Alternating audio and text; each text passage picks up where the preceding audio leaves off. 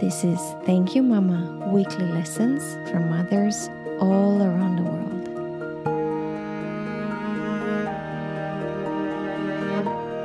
Hello, dear listeners. I've been watching the download numbers grow rapidly the last few weeks with huge joy. This means that many of you are new, and I wanted to say hello and welcome. I'm so excited you are here. I am excited because I'm so madly in love with this project. Since the very first moment it occurred to me, but then the excitement keeps growing with every new interview. Because each new conversation makes me feel like it's Christmas and I'm opening a bunch of amazing gifts. There's so much inspiration and comfort and a feeling of connectedness in each of these women's life stories. And their lessons help me live a better and happier life and feel more empowered and more connected. And I also believe help me be a better mother. I hope you feel the same way. And I'm extremely excited I can share these treasures with you. And if you haven't yet, please take a few seconds and rate and or review the podcast, and do recommend it to your friends. It really helps it to grow. This week's episode brings you a single mom of an autistic boy who took life's challenges and made chocolates out of them. It's a beautiful, beautiful, and an extremely inspiring conversation. I hope you'll enjoy it. Thank you for being here. Hello and welcome to Thank You Mama. My name is Anna Teider. My guest today is Alessandra Bester. Alessandra is based in London. She's Italian, German, and Polish. A truly international lady. Alessandra is a single mom of a 16-year-old son with severe autism, and she's also the CEO and the founder of NoNo, a functional food company. And I just love the name, Alessandra, as I learned on your website, because we say no to gluten, nuts, dairy, eggs, allergens, artificial coloring, all the things we do not want to have in our food. And I'm super excited to have you here, Alessandra. Welcome. Thank you for having me. I'm very excited to learn about your company and how did you manage that? I think I tell you a little story about a little boy who will say no to everything because he had allergies, celiac disease, and autism, and he also had it all under development, which means he couldn't taste or smell food. And so he wasn't attracted to food, and he would say no to everything. So I had to really think outside of the box. I was brought up in a functional food way, meaning that there's always something in nature that has a curing property or value to our health. My mom was, she has a beehive. She had a potion and herb for everything that we ever needed as children. And she was also one of those people who were looking into prevention rather than cure. So functional foods are very much that. They are phytochemical compounds in plants naturally occurring that are in a higher potency, have a lot of therapeutic effect on the body. And for my son, every bite had to matter. So he was attracted to pretty things because he couldn't taste. So then if food looked interesting and had an interesting texture, he was more likely to have it. So I create those little, well, now known as chocolates, but I actually used chocolate to bind the ingredients that I actually wanted him to have. I researched what NASA takes to space to survive, and I've packed that all into one little bite of so-called chocolate, and it saved his life. So he was able to get the essential nutrients, and we named the chocolates NoNo as as the natural progression of the story. But what I've never actually planned was to set up a company and sell it. It was just something that I created for my son, and then talked about it openly. As I shared my journey with my son and autism on social media, everyone became interested, and I learned that there was a lot of people who needed what I've had created for him. Alessandra, I want to interrupt you and ask you a question. Those boxes of chocolates look so amazing. I've never seen such beautiful and cute chocolates. Is that the reason? Is this why they're designed that way? Because he needed something that looks so attractive and really like cutesy attractive. It's not the chocolates, pretty chocolates for ladies, like shiny black dark chocolate with a little piece of gold. It's like this super, super cute strawberries and leaves and colorful and very, very inviting.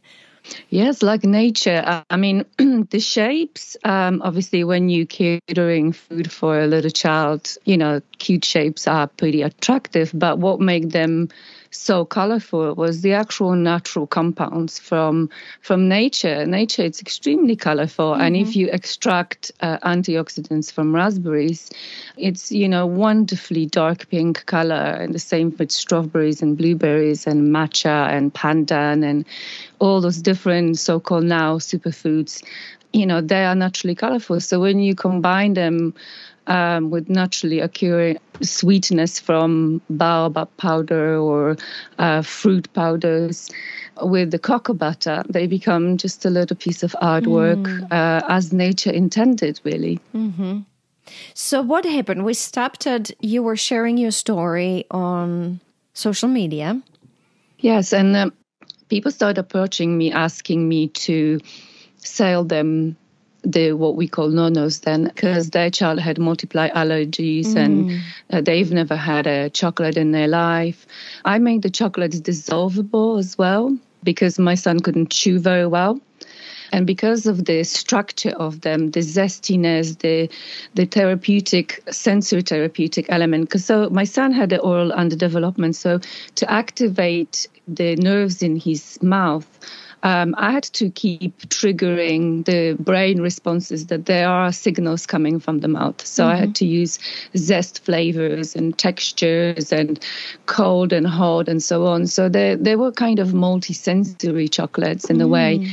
And a lot of parents who had their children with cerebral palsy or autism or other sensory issues, or even babies teething, they wanted to try that as a strategy. But what really happened was that the Free From Food Awards have looked us up and invited us to take part in a competition, and we won, and the rest is history. The chocolate came out in time where free from movement, veganism in Berlin was at its high. So in our first year, we actually exported more to Berlin and France than we sold in the UK. When was that? So that's 2017. And the rest kind of happened really, really quickly. I never wanted to be a CEO and entrepreneur. I had my hands were really full. I literally just got myself pulled out of chronic fatigue syndrome that I had for several years, which was quite debilitating. And I had to have a carer to care for me. And I had to care for my son, who has very complex needs.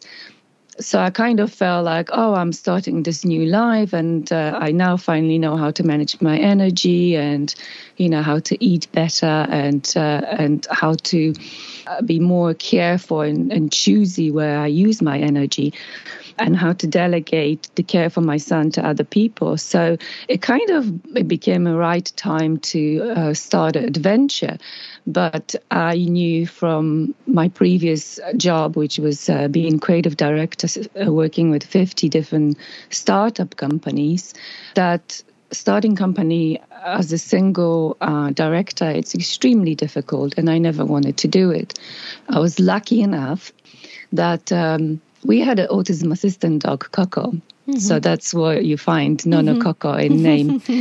And she was, a wonderful creature who's changed my son's and my life. And we met a lot of wonderful people through her. And one of the people that we met was my business partner, a lady who borrow our dog for her children and learn more about what I'm doing. And then she felt like I want to support women who are at home but have a talent and idea and desire to do something better in the world.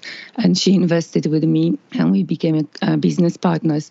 But that didn't last long because her responsibility were too high to maintain her activities. So I ended up becoming then a sole partner. So I started my podcast to talk about my journey into a company as someone who should never start a company. And I've been told by the male-driven industry how I am going to fail, how this is great project from a kitchen table, how I'm never going to make it, how juggling parenting, not to mention disabled child, being single parent, not having family around or support, that, this is just impossible. But, I thought to myself, I cannot forgive myself not to trying. What a great lesson. And then the real why for why I wanted to really push myself outside of my comfort zone and limits was when we started the company, my son was 10 years old, and I was recruiting single moms back then because I felt like, well, I've been given this opportunity. I want to share this. And so came half-term school holidays, and my son was due to go out with the carer, and he saw us starting a production, and he put the hat on and geared up, and he's not leaving. He's going to work with us. Oh, wow. And, for someone with very limited skills and very, fine motor delay and all sorts of complex issues, he was... I can't forget his face that day, so included, so important, so useful. And it was just a light bulb moment. Like, if he can do it at the age of 10, imagine what he can do when he's older. And most of all, imagine what other people with disability can do as well. And so Team Nono was formed. And then it was just impossible not to continue, because when you start looking in how little it's happening for people with disability when they reach adulthood, next to nothing. Anything that's worth trying has been set up by parents because no one else cares. So I just felt someone has to. And every year having different apprentices joining for 6 months and then coming and going, and new people coming in and learning so much from how much this is needed and how life-changing this is, I could not stop, even though I should have. And many times I was told, I must, and my health suffered and my son was neglected and, all the things that I sacrificed to carry on, because I felt like I was halfway through a mountain climbing and there were a lot of people attached to my line and I just couldn't drop down. I had to carry on pulling them up with me, and we're still climbing and we don't know what's ahead of us, but definitely not looking back. So imagine if you have like one person who comes once a week for several hours, and that's the whole thing that they're looking forward to the whole week. And that's the only outing they're going to have. And that's the only time where they're going to be treated equally and be part of a team. And, I get messages from parents and sometimes from my colleagues themselves. I call them colleagues because that's the only fair thing to do. It's that, they're constantly talking about me and what's happening when we work and how wonderful it is. And, parents are very grateful for this. And I wish I could give them more hours, but we are in a process of scaling up. So we're still quite small. And obviously the demand is huge because there's no one else who does it. So even, big London, all this founding and all this amazing opportunities, and still, people are just finding it too hard. And lockdown has impacted whom we could have in the kitchen. Of course, so I came up with the idea to recruit a lot of people with autism from all around the world to do things remotely. So I started a project called Autistic Women Artists, and I recruit 50 autistic women artists to design or showcase the art on our chocolate bar wrappers.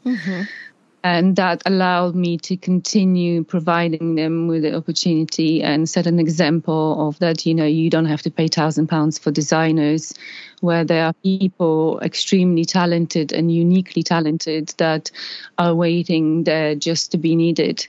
So, the project is evolving. It's a lifestyle and very authentic journey of just carry on with ups and downs and adjusting and adapting and never giving up.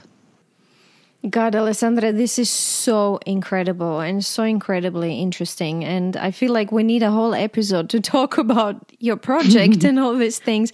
I mean, we didn't even scratch the topic of having an autistic child and what that means.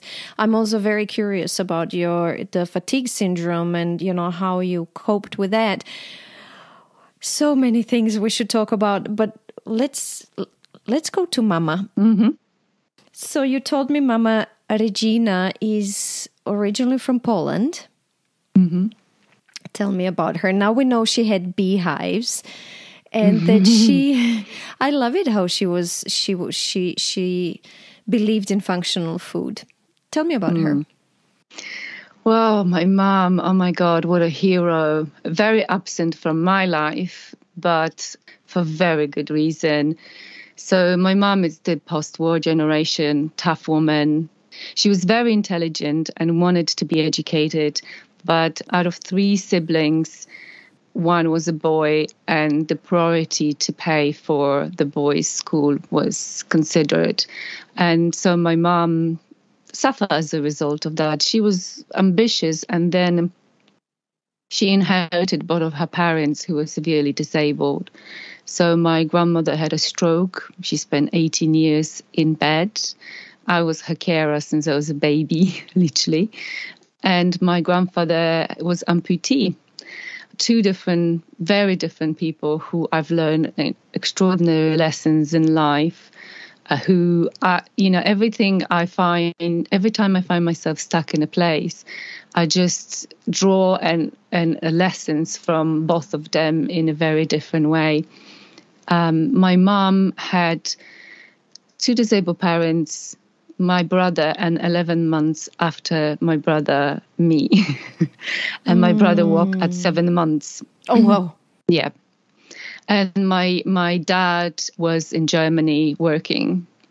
So she was carer to 4. It's quite incomprehensible, how strong and incredible she's been, giving up on herself in many ways.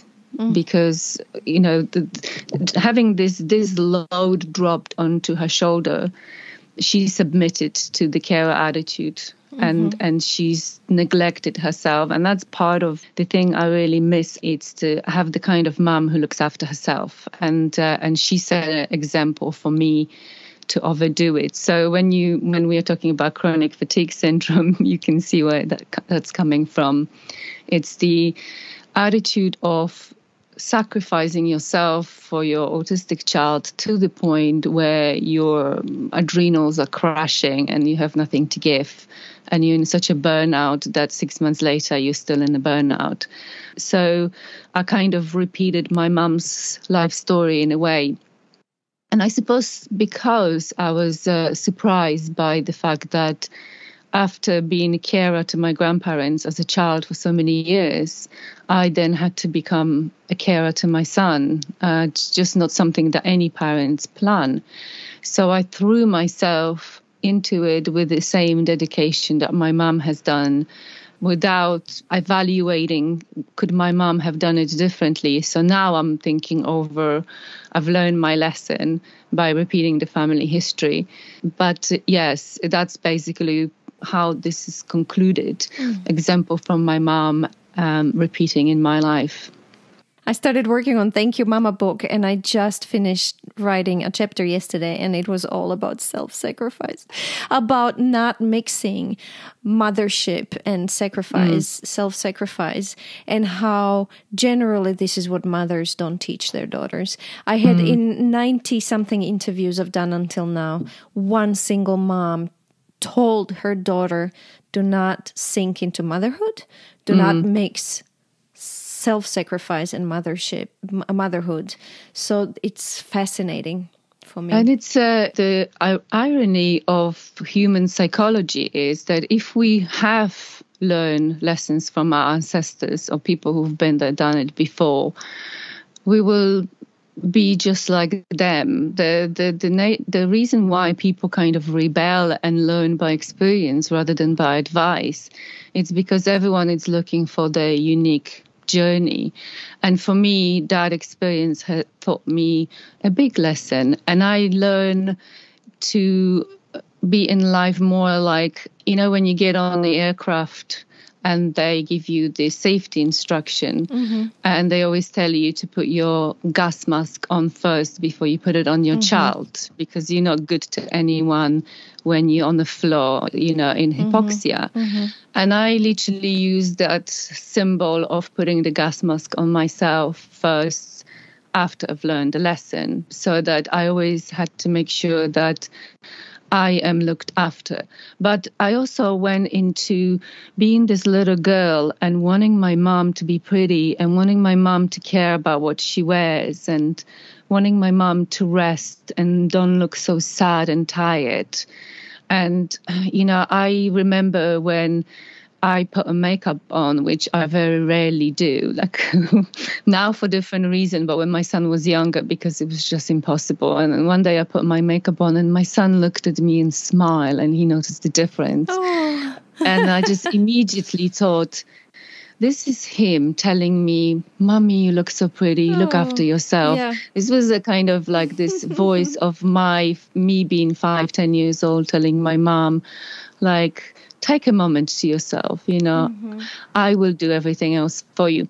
And this is another thing which probably leads into the lessons I've learned from my mom. It's that I have learned from my mom to look after everything and everyone, and including my mom. So my mom not looking after herself as a child, it made me kind of oblige to make sure that I become so helpful to her so that she has less to do, so that she has a more time for herself. And you know, when you do this for your mom at that point in life, it's absolutely wonderful. But I went with that default strategy to the world, and what I now know is that I've given a lot of my time and energy to the entitled and ungrateful, you know, people who are, you know, happily grabbing it by liters and having nothing to give in return, and it was valuing my time and my energy that taught me to be more selective where I give myself to. I wanted to ask you what happened to her. What is she? My mom, when my grandparents died, and we were slightly older and very independent, both of us. Obviously, we had to, because when you live in a family structure where your mom has so much on her plate, we grew up very fast, and it's a wonderful thing. So my mom, she was a fashion designer. She was a dressmaker, worked from home, also while looking after my grandparents and us. Oh, wow. Yes, I grew up in a very creative environment. So my grandfather was fine art carpenter, and he let us mess with the wood and build whatever we wanted. And my mom was a fashion designer, and I actually have a picture of me as a 1.5-year-old baby sleeping in like the scraps fabrics in a bucket. My mom, she had this bucket full of like cutouts, and I literally was just curled up there. Cute. And I pretty much lived in there. And I started making little dresses for my dolls out of those and go to school and sell them. I was a businesswoman from the age of 3, my mom told me. And my dad was an engineer, and he did these incredible creative things with metals, and we always watch him. So I grew up in a very adult world very quickly, and my mom, she was in real high demand and very appreciated and loved for the design she was doing. And she dressed other people beautifully, not so much herself. My father died very young, at the age of 45. Oh, I'm sorry. Yes. And so my mom started her second life, or in some way first, because that was the first time she lived for herself. I wasn't living with my mom for most of my life, but she didn't know at the beginning what to do with herself. When you spend 46 years, she was 1 year older than my dad, living for others. It is a quiet and empty place, and she's never kind of left that empty place. She's never refilled it with anything, with a new partner or hobby or anything. She was very happy to be able to continue design and make dresses, and she did this till her late 70s. And she was probably the better grandmother than she was a mother to us. So she lives with my brother, who has 2 children, and she's in a wonderful place. She's very content and happy with herself, and reads books and participate in my nephew and my niece's life, which is really wonderful, because I think grandparents are the best thing on this planet. They really are. They are. They doing this the second time around, and they know all the mistakes they've made in the past, so they're doing it better. Alessandra, I've written, as you're speaking, I've written so many lessons. Is there anything else you'd like to share? Well, I think what my mom has told me, as probably, the relationship between mom and daughter is very interesting. And we as growing up daughters tend to think, I don't want to end up like my mom. And then you have children, and then you realize you are your mom. You are your mom, or you are like really working very, very hard not to raise your children like the way your mom raised you.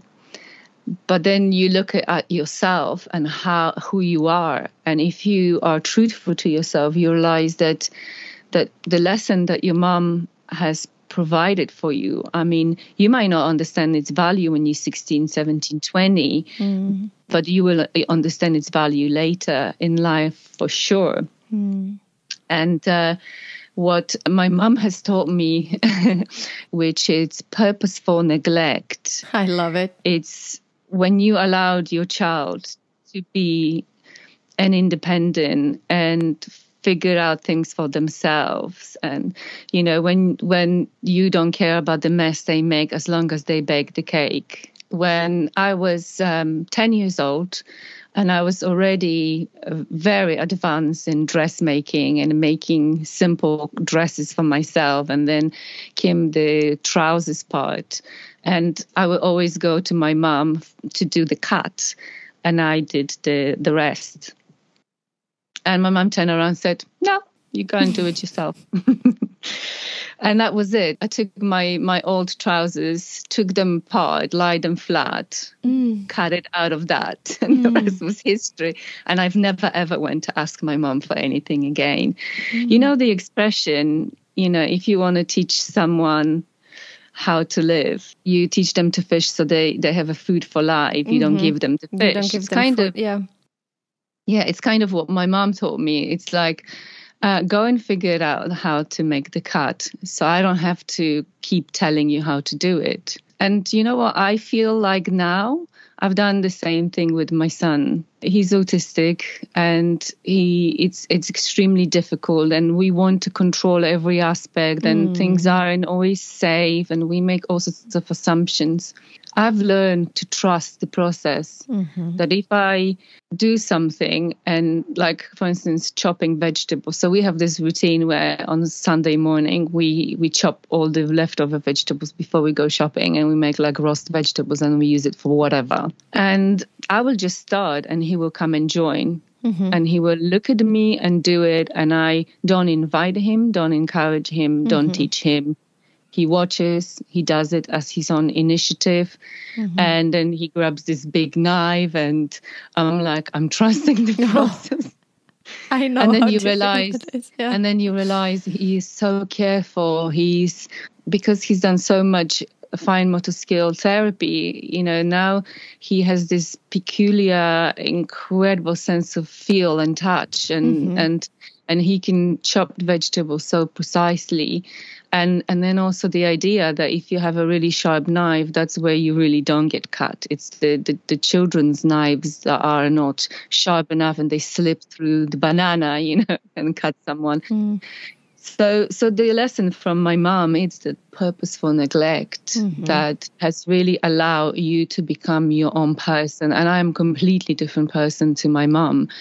But that doesn't mean that the lessons from her life, that the mistakes she may have made or the life she has lived, it's not of a value to me and definitely to future generation, for sure. The other lesson that my mom, she has taught me was surviving in a very extreme circumstances, maintaining calm under pressure. So the one thing that I haven't mentioned is my dad, who was alcoholic, schizophrenic, extremely violent human being. And we as children had to learn to read his body language and know when to remove ourselves, because he would have been calm and kind and speaking to you, and then literally burst out of the blue when least expected. And my mom's ability to stay calm under pressure, because that's the circumstances where if you become distressed, the whole situation escalates further. It was just extraordinary. And also the day after, you know, this sort of, I call it sometimes moral hangover next day, when you wake up next day morning after a horrendous episode where someone almost die or get injured. And my dad had this moral hangover and kind of halfway aware of what happened or not. And my mom's ability to brush it off, smile to us, get us ready for school, and converse with my dad like nothing has happened, and just get on with life and don't dwell on it. You know, sometimes you could see on her face the weight of it, but she did this over and over and over and over again.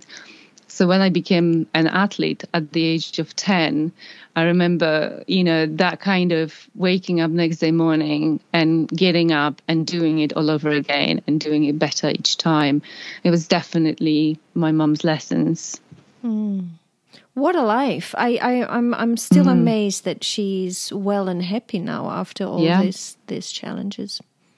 Yes, I suppose what's interesting about my mom's life is that her first 45 was just tragedy after tragedy, you know, not a respite for a year. And then her 40 after, almost 40 after, it's just absolute joy and pleasure and contentment, and it's just the balance was restored.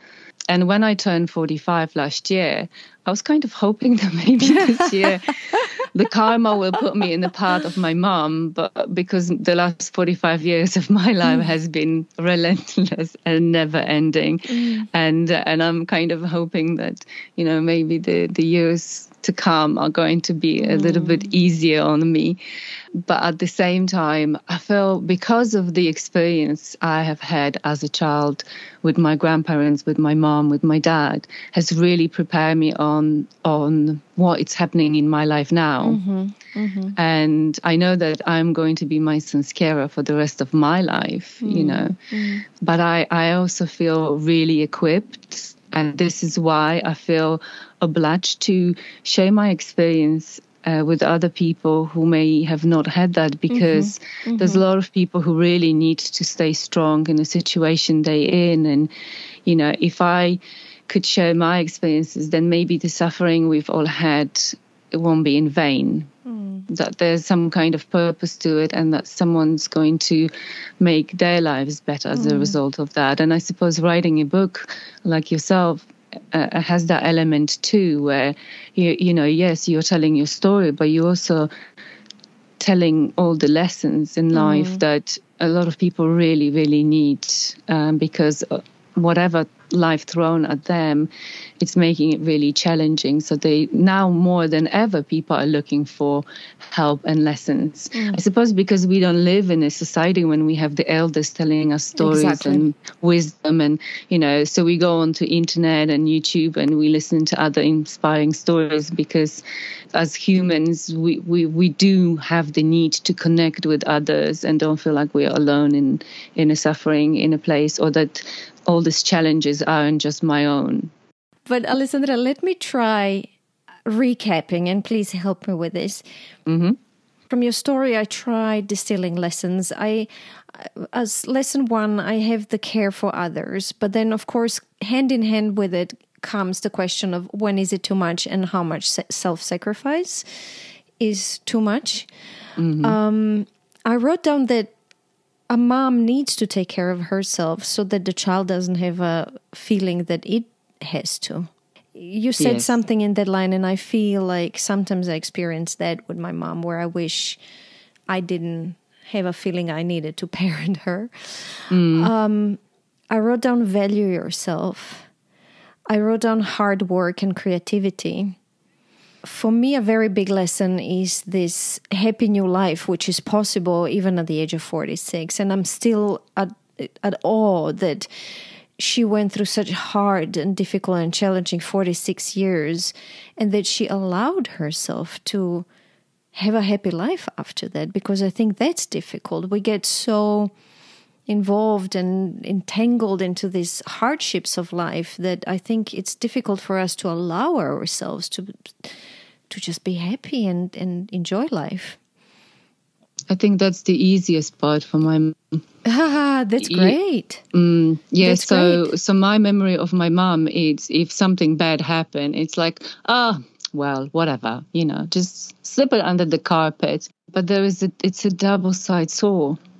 It is a double-sided sword, because what that taught me was, you know, I have an ache and pain. Oh, that's okay. You know, it will go away. You know, I was an athlete. I had injuries. The pain will linger over and over again till, you know, I neglected for so long till I collapsed and learned I had a stage 4 cancer. So you know, the lesson from my mom, it's not a big deal, or it's just a pain. You know, it can take you into places where you shouldn't go. And the other thing was that me following in the footsteps of my mom and just kind of picking myself every morning and getting on, was that I haven't dealt with the things that were filling up my cup till my cup was full. And then I had this avalanche of things to deal with, and, you know, having to now learn to deal with them as they come and go, and address my anger, frustration, or whatever emotion I'm feeling to the people who are entitled to receive it, not to someone 5 years later stuck in traffic because I have, you know, flashback. So, yeah, my mom is very good at picking herself and getting on with things. But my family is also the kind that never addresses any of the things that happened in the past. Yeah, so I have to be very careful as to, the admiration I have for her, but I'm my own person. I draw a lesson, but I'm going to do it my way. Absolutely. I have purposeful neglect, trust in the process, and surviving extreme circumstances through staying calm, I have written here. And again, something that she didn't teach you and that you wish you learned is, I'm going to put it as self-care and putting yourself first sometimes. Yeah. And as you just said, addressing the things when they need to be addressed and not carrying them on. Wow, Alessandra, this is a book. Yeah, every time I speak to someone, people say, "Oh, you should write a book. You should write a book." I'm working on it right now, actually. Great. Fantastic. But it is, as you know, it's a project in itself, and I have a company and my son. And beautiful. I'm excited to read it. Alessandra, thank you so much for being my guest. We will put a link to your to your company in episode notes, so everybody can look at them, and people who are in the UK can order some amazing looking and tasting and healthy chocolates. Thank you, Alessandra. Thank you. You too. If you enjoy Thank You Mama and want to help it grow, please take the 2 seconds to leave a 5-star review on Apple Podcasts. It really helps. If you'd like to get in touch, you can send me a mail at info@thankyouMama.net. You can also find me on Instagram, Facebook, and Twitter under Anna Teider. That's Tajder. This was Thank You Mama. Come back next week, subscribe, and tell your friends.